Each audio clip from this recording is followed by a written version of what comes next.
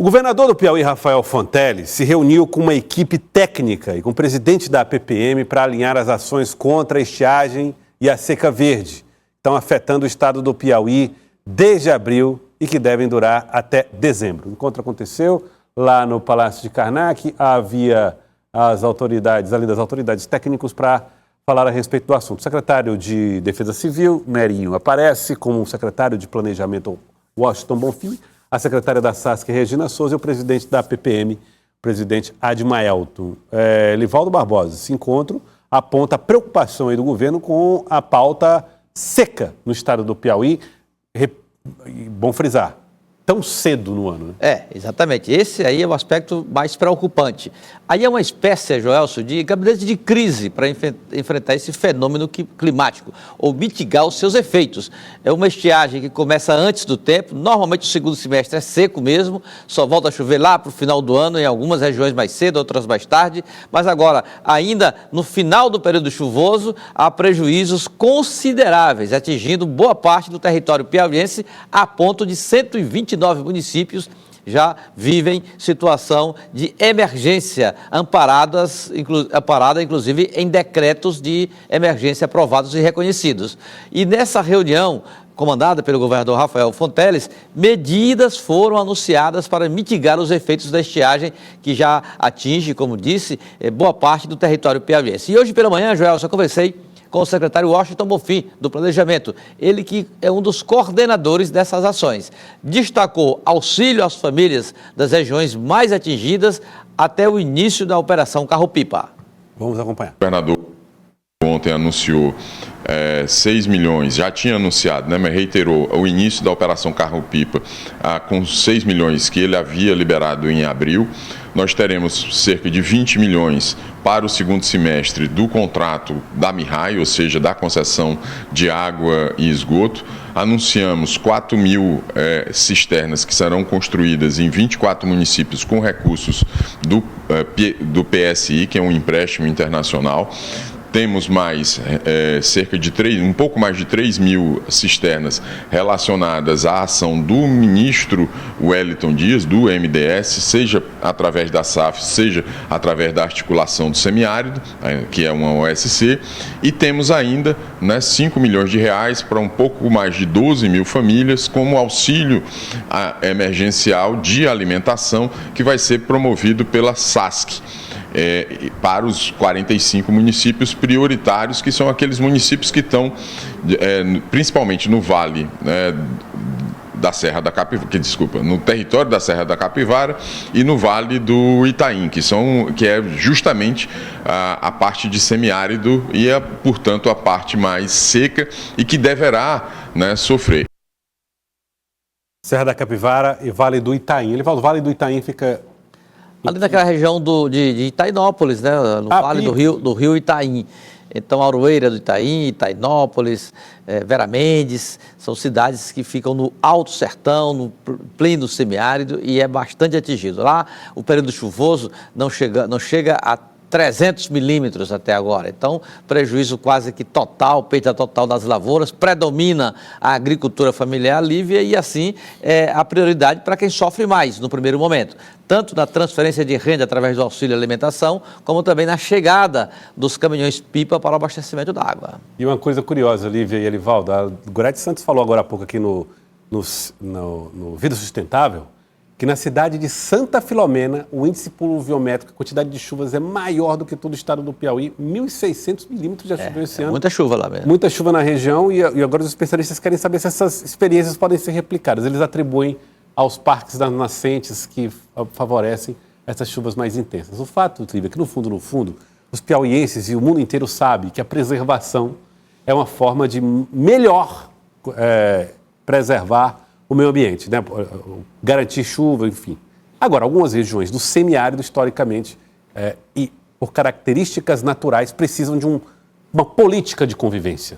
Isso, porque o Piauí, um estado longínquo como ele ele possui muitas peculiaridades e, consequentemente, particularidades que o estado precisa se atentar. Então, a partir do momento em que existem municípios de que precisam desse amparo maior do poder público em relação à seca, existem outros que conseguem sustentar a longo prazo e conseguem também fazer essa subsistência. Então, o carro-pipa, ele, por mais que ele seja um paliativo que é um mal necessário, né? Ele faz parte de uma agenda que contém ali os danos mais graves. Ainda assim, quando se coloca uma organização de prevenção para que não haja uma situação piorada, como é o caso do BR-Obró, tem esperança no horizonte para que esses municípios não passem por tantas necessidades, por tantas dificuldades. Então, primeiro, é fazer com que haja a manutenção ali do meio ambiente para que não tenham prejuízos maiores e para que o BR-Obró chegue e tenha ali a sua assistência do poder público amparando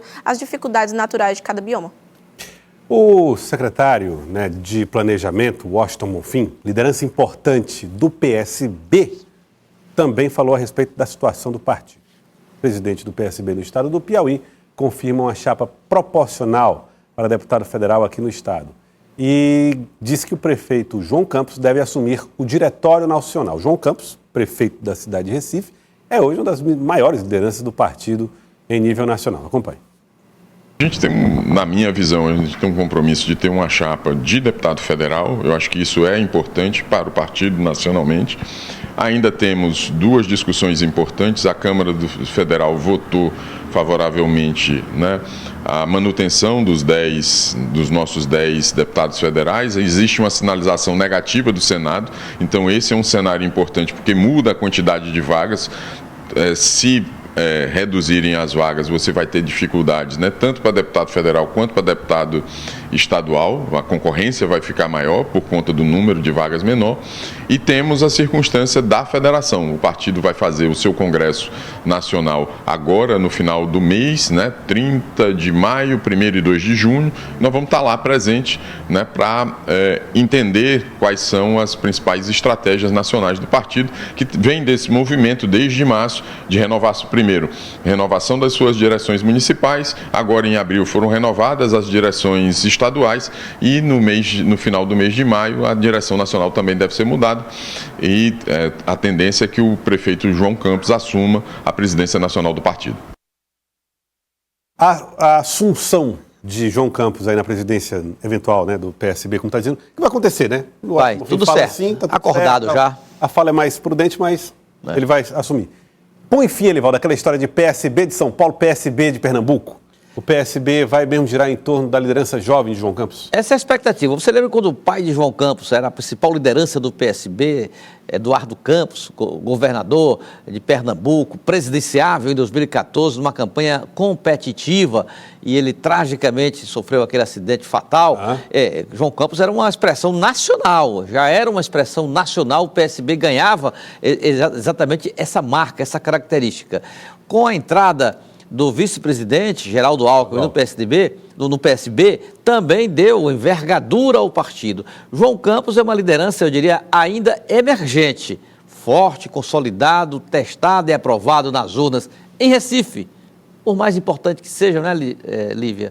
Recife é a capital pernambucana, mas a liderança de João Campos só foi testada em Recife. Então, claro que ele é emergente, tem todo um DNA extremamente favorável ao crescimento. É uma aposta do PSB tornar João Campos uma expressão nacional. Entendi. Agora, bom, o Elivaldo lembra, tem o Geraldo Alckmin, vice-presidente da República, uma liderança importante. Havia essa disputa na época de Márcio França, Isso. Agora o Márcio França anda meio embaixo. Foi vice-governador de São Paulo, foi governador em exercício, tentou ser governador, não conseguiu. E hoje ele não é essa liderança tão expressiva do ponto de vista do PSB nacional. Siqueira Campos cuida mais da burocracia partidária e vai continuar nessa missão, e João Campos vai dar exatamente essa característica maior. E qual vai ser o impacto dessa mudança na estratégia do partido nos estados? A gente sabe que aqui a base governista tem uma determinação, percebemos, muito segura, Joelson? Que é exatamente enxugar a disputa proporcional com poucas chapas, no máximo 2.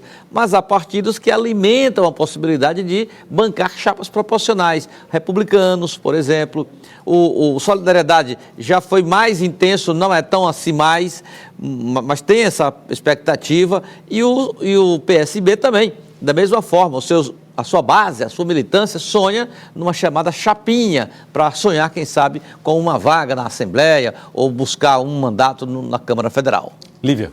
E que, boa repórter que sou, quando eu fui para Recife, eu ficava perguntando para as pessoas, porque quando a gente vê um fenômeno na internet, como é o caso de João Campos, se estranha se realmente é aquilo, se existe de fato essa popularidade em ascensão. Claro que tem Se é mais personagem. Isso, porque claro tem a margem da região, o Nordeste acaba se comunicando muito, mas pelo que eu pude perceber, não teve uma pessoa que eu perguntasse em toda a cidade, de A a B, que não concordasse, que não apoiasse, que não já falasse que ele seria candidato ao governo, quem já não falasse que ele seria candidato à presidência da República. Então, assim, a esquerda ela encontra na juventude e também na comunicação de João Campos uma saída, porque por mais que seja uma centro-esquerda que conversa muito com o setor privado, ainda assim tem o seu vanguardismo no social, que é o que comunica justamente com esse eleitorado mais jovem. Então, fazendo com que haja essa transição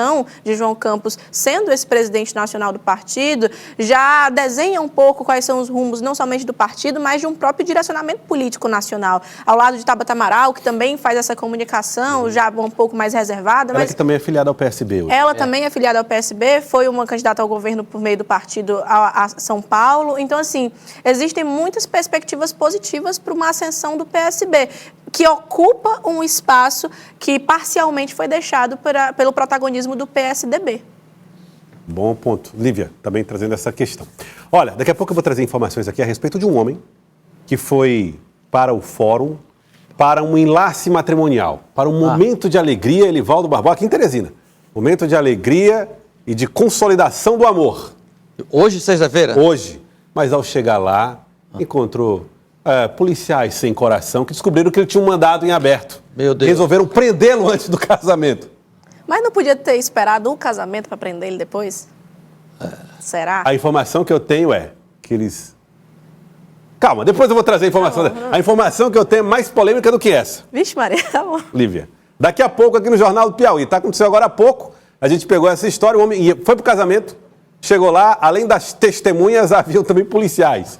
E encontraram lá o mandado de prisão em aberto. Vamos trazer essa história daqui a pouco aqui no Jornal do Piauí. Porque antes, olha, gente, vamos falar a respeito do caso da vereadora Tatiana Medeiros. A vereadora Tatiana Medeiros, vereadora do PSB, curiosamente também no mesmo partido de Washington Bonfim, está aí, ó. A vereadora Tatiana Medeiros está presa lá no Comando Geral da Polícia Militar, na Sala do Estado-Maior. A defesa de Tatiana Medeiros foi ao Tribunal Superior Eleitoral para tentar reformar aquela decisão que impediu, que não autorizou a liberdade, aquela derrota por 5-2 do habeas corpus, pedido de habeas corpus da vereadora Tatiana Medeiros. Hoje, os advogados de defesa de Tatiana Medeiros tiveram uma agenda em Brasília para despachar com o gabinete do ministro Nunes Marques. Ministro Nunes Marques, que é ministro do STF e também do Tribunal Superior Eleitoral.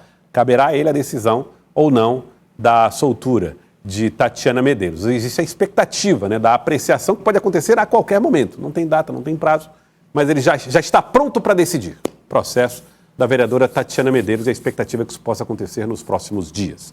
Negativamente ou positivamente, aí dependendo da decisão do ministro Nunes Marques, que é um piauiense, coincidentemente tem aí Houve até quem falasse a respeito da possibilidade dele declarar uma certa suspeição em função do Estado, que me parece não ser razoável, mas nem tem, embora a suspeição seja uma coisa de foro íntimo, a pessoa se coloca na condição de suspeita, não é alguém que diz que ele é suspeito, mas ele se coloca nessa condição, e aí não vejo por quê, por ser piauiense. Não tem sentido, enxergo. Não tem.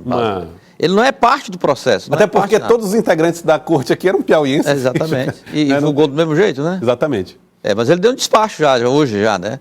O despacho dado pelo ministro Nunes Marques foi de remeter o pedido de habeas corpus para a vereadora Tatiana Medeiros a Procuradoria-Geral Eleitoral. Então, ele quer se cercar de mais informações e quer a manifestação da Procuradoria-Geral Eleitoral. Aqui eu tenho uma cópia do despacho, em que, abre aspas, remetem-se os autos à Procuradoria-Geral Eleitoral nos termos do artigo 269, parágrafo 1º do Código Eleitoral. Brasília, 9 de maio, portanto, hoje assinado aqui, ministro Nunes Marques.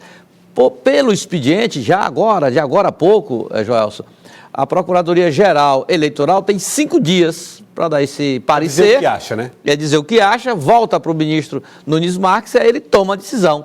Se dá ou não o habeas corpus, despacha ou não o habeas corpus para duas hipóteses, no caso, a liberdade e em que condições essa liberdade da vereadora Tatiana Medeiros ou se mantém a vereadora presa como está hoje.